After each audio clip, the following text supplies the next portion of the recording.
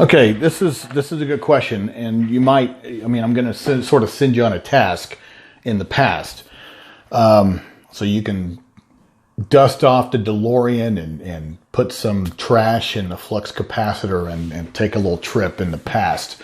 I don't know how old you are. I'm dating myself with Back to the Future references. So, with that being said. When you scroll back through this page, you'll find where I did a presentation on FERPA. All right.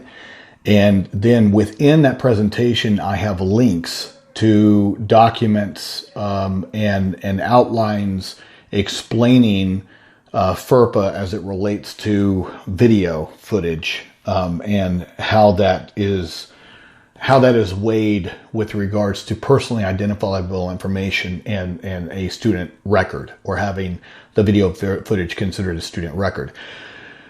And then what happens if the student record or the video footage includes the images of other children, and I'm going to give you the synopsis, but basically all of the children that are just bystanders that happens to be in the video, there is no privacy there, because they're not active participant in whatever is the pertinent thing being videotaped that everybody's looking at. It is that action, and then the participants in that direct action, not the periphery students out here that are just watching. These do not matter, and these don't have a privacy right because it's not considered an education record as personally identifiable, because they're mere bystanders and they're not participants in the act. Whoever are the participants in the act, those are the ones where it becomes a privacy consideration and a part of a student record, because those students are personally identifiable, engaging in whatever incident or activity that is in question.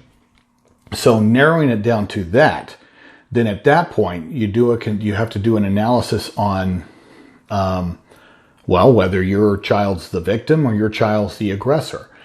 If your child is the aggressor, then no, you don't have, there's going to be privacy concerns for the victim. Now, if your child's the victim, then it trumps the educational protections of the aggressor.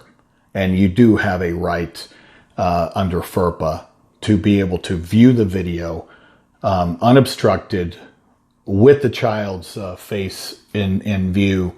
And you also have a right to know what the punishment was for that student, because the act in which the student engaged in temporarily for that one activity or action destroyed their FERPA rights for that one incident.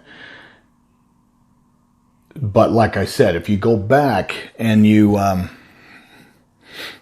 sorry, I got something on my... Okay, if you go back and you look at my FERPA video, I explain that, and it's written in there. Now, can they refuse to let you view a video? I mean, I have that happen all the time. It's amazing how many excuses I get of how videos don't work, or we don't have a video aiming straight down the common area hallway when I can see one right there. It just sort of depends on what it shows. And if it shows something that isn't, necessarily nice for the school, then, I tend to get a lot of obstruction in handing it over or letting us view it.